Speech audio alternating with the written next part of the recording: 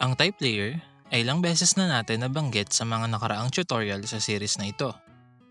Ngunit hindi pa rin natatalakay kung paano gumawa ng type layer sa Photoshop. Sa video na ito, hihimayin natin ang type tool at ang mga panels na lagi niyang kadikit, ang character, paragraph at glyphs panel.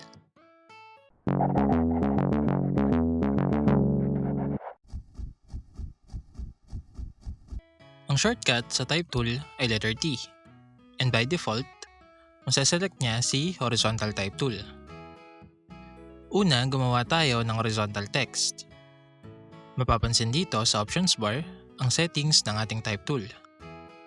Dito sa ating canvas, may kita ang icon ng cursor na ito na nagsisignal na ready na siya upang gumawa ng text layer. Ngayon, click tayo one time. At kung saan tayo pumindot, doon malalagay ang text natin. At may kita sa layers panel natin na nag-create siya ng text layer. Ito ang icon na ang layer ay isang text layer. Ngayon, kung ano ang font type at font size na nakalagay sa options bar, bago tayo pumindot sa canvas, ay iyon ang ilalagay niya sa text. So dito, meron tayong Arial font na may size na 40 points. At naka-left align ang text. Type natin ang channel name. Click check. Pansinin ang name ng ating type layer na automatically niyang ginaya ang tinype natin. Huwag mag-alala dahil pwede pa rin natin siyang i-rename na hindi maapektuhan ng composition ng ating text layer. Type natin ang channel name. Ngayon, nabanggit na ang sign na ito sa kanyang cursor ay nagsasabi na ready na siya gumawa ng new type layer sa desired position natin sa canvas.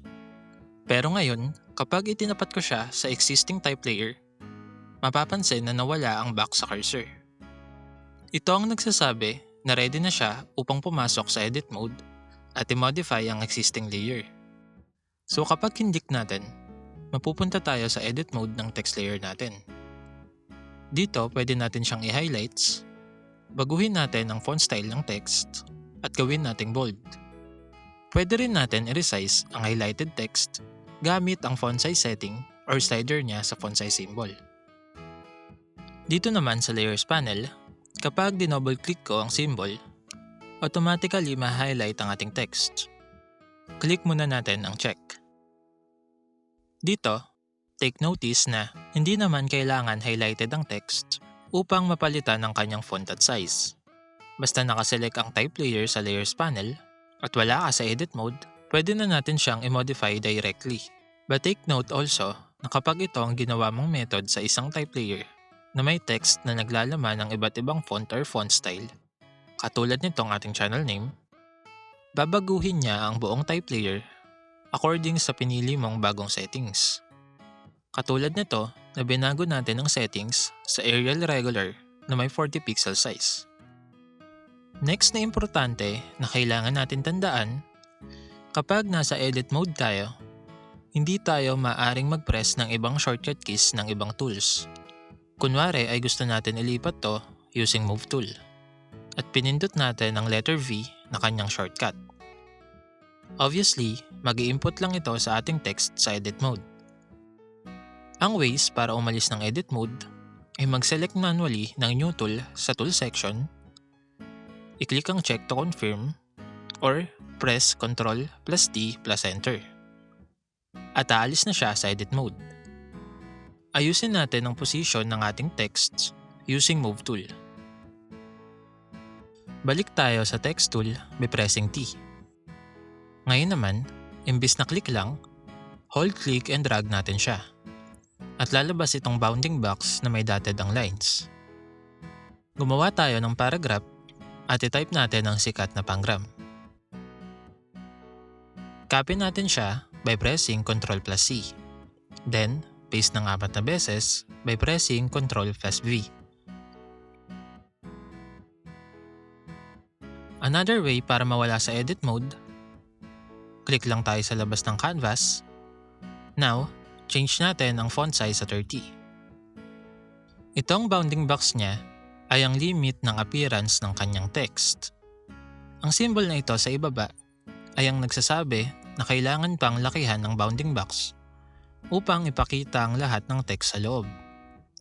So lagi mong i-check kung sapat ba ang size ng box upang ipakita ang lahat ng text sa text layer. Ngayon, dito sa options bar, pwede natin i-quick align ang ating paragraph. Gawin natin siyang center text. Ngayon, pansinin na kapag hinold ko ang control key while on edit mode, nagiging solid na ang dotted lines ng box natin. At ito ang nagsisignify na nasa transform mode na tayo. Pwede ko na siya i-resize freely at makikita sa options bar na nagbabago ang font size ng ating text habang binabago ko ang size ng transform box. Katulad ng standard workaround, dagdag natin si Shift key upang proportion ng resizing and si Alt key naman kung gusto mo ay nasa center. Next, punta tayo sa ating vertical type. Right-click sa Type tool and then Vertical Type tool upang mag-create ng text patayo. Change muna natin ang setting sa bold and align left ang text. Pansinin sa navigator na nagbago ang settings ng paragraph kanina dahil nakaselect pa ang kanyang layer. So laging titignan kung may nakaselect na layer bago baguhin ang settings para sa bagong type layer. Moving on, click sa canvas. Type natin dito ay Juan. Click check. Palakihin natin siya using Ctrl+T method naman para pumasok sa free transform mode. Gumagana rin sa text ang ilang free transform settings. Using Move tool, i-duplicate natin siya 2 times by holding Alt plus Shift key while dragging. Pwede rin natin itoggle dito sa options bar ang orientation ng text natin, horizontal or vertical, anytime by clicking this icon. Ngayon, balik tayo sa horizontal type tool. And itatype ko ang channel name ng all caps. Palakihin natin by holding Control key, drag, then Shift key while on edit mode. Ngayon, pindutin natin sa options bar ang icon ng warp text at lalabas ang kanyang settings. Dito, pwede natin i-warp ang text using these options. Marami kang pagpipilian, but for this occasion, select natin ang flag. Paglaruan lang natin ang settings hanggang makuha mo ang gusto mong composition, then click OK. Makikita sa Layers panel na nagbago na rin ang icon nito na nagsasabing isa na itong warp text. Sa options bar, mapapansin naman ang anti-aliasing settings ng ating type layer. Ang Photoshop ay nagwo-work by making pixels. So ang pixels ay tiny squares na kapag pinagsama-sama ay makakabuo ng optical illusion ng isang composition. So dahil squares ang pixels, mayroon siyang sharp edges gawa ng corners. Ngayon, tanggalin muna natin ang anti-aliasing ng ating warp text. Click natin ang None. Dito, maliit lang ang nakita natin changes dahil malayo tayo. Pero pag zoom, makikita na ang corners ng pixels natin. Para mawala ang sharp corners na ito, pili tayo ng anti-aliasing. Let's say itong crisp. Makikita na gumagawa si Photoshop ng new pixels na mas lighter ang shades upang magkaroon ng optical illusion kapag malayo ang text na hindi mapapansin ang sharp corners ng pixels. Ito ang ginagawa ng anti-aliasing. Lastly, of course, pwede natin palitan ang color ng text natin dito sa options bar.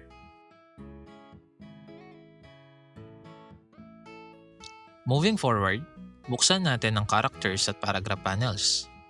Kung hindi makita, ang panels na ito ay makikita sa window sa menu bar. Ang character at paragraph panels ay may mas advanced na settings para sa ating text sa Photoshop. Unahin natin ang character panel. Kopyahin natin tong channel name natin at ibaba natin ang OFO1 by pressing enter. Change muna natin ang name ng type ng layer upang hindi tayo malito. This time, baguhin natin ang font sa character panel. Gawin natin 100 ang size. Ngayon, hindi lahat ng font ay mayroong different styles na kasama. Makakakuha ka ng font na walang bold and italic versions.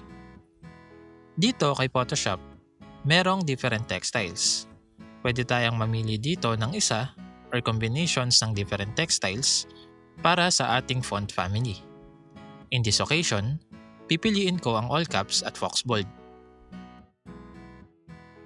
Kung mas familiar ka sa words kaysa sa symbols, pwede mo silang mahanap by word dito sa kanyang setting icon.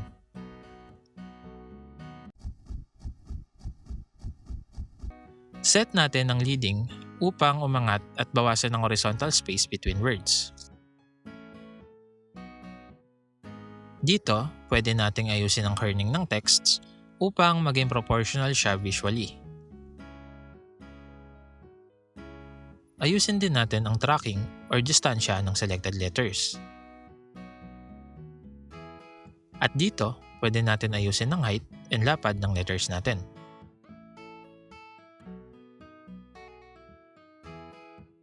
Ngayon, ito ang open type features ng isang font. Although sa Photoshop, minsan may open type features pa rin na nakikita sa isang true type font, mas marami pa rin characters ang isang open type font.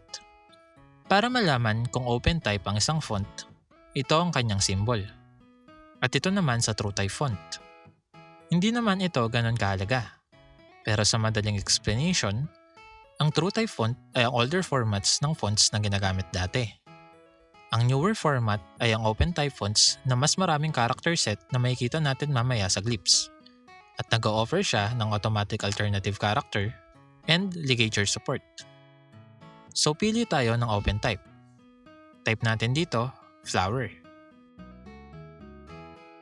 Kapag in-highlight natin, lalabas ang ilang alternative sa kanyang character set.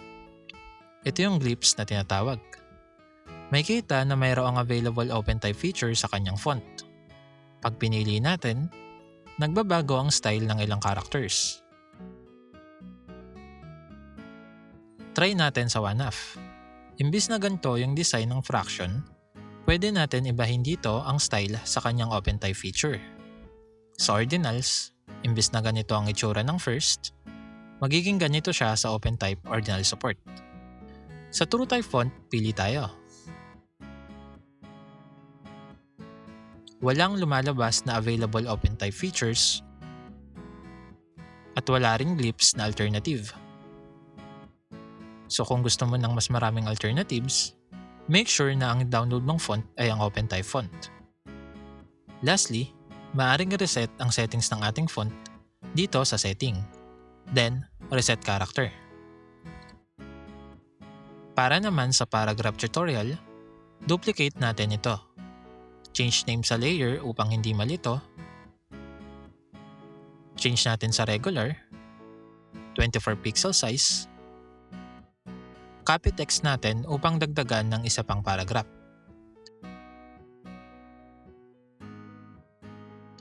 Kung sa options bar ay 3 lamang ang pagpipilian, dito sa paragraph panels, may mas control ka sa iba't ibang paragraph form. Pwede mo rin baguhin ang indentions ng margins, pwede mong i-indent ang first lines ng bawat paragraph, at ang spacing between paragraphs. Dito naman ay may box na pwede natin i-check anytime kung gusto mong hyphenated ang text mo.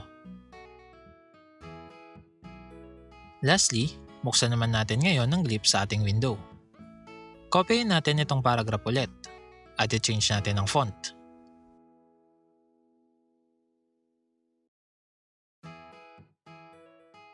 Ito ay open type font, meaning mas marami siyang character set. Kapag nag-highlight ako ng isang letter, lumalabas ang glyphs or alternative mula sa kanyang character set. Ibahin natin itong Q. Pili tayo ng alternative. Dito sa glyphs panel, makikita ang entire character set ng font. Pwede natin siyang i-zoom in or out dito sa slider. Itong sa upper part ay ang recently used na ginamit nating glyphs. Dito lalabas sa mga ginamit or pinili nating characters sa glyphs panel. Dito, nakakategorize ang kanyang character set. Ang unang part ay ang kanyang font category. Ang pangalawa ay ang language or script. At ang pangatlo ay ang open type features niya na naglalaman din ng special characters. Isa ito na madalas hinahanap ng mga beginner sa Photoshop na nasanay gumawa ng text sa ibang applications like Microsoft Word. Ang buong akala natin ay walang ino-offer na symbol at special character sa Photoshop.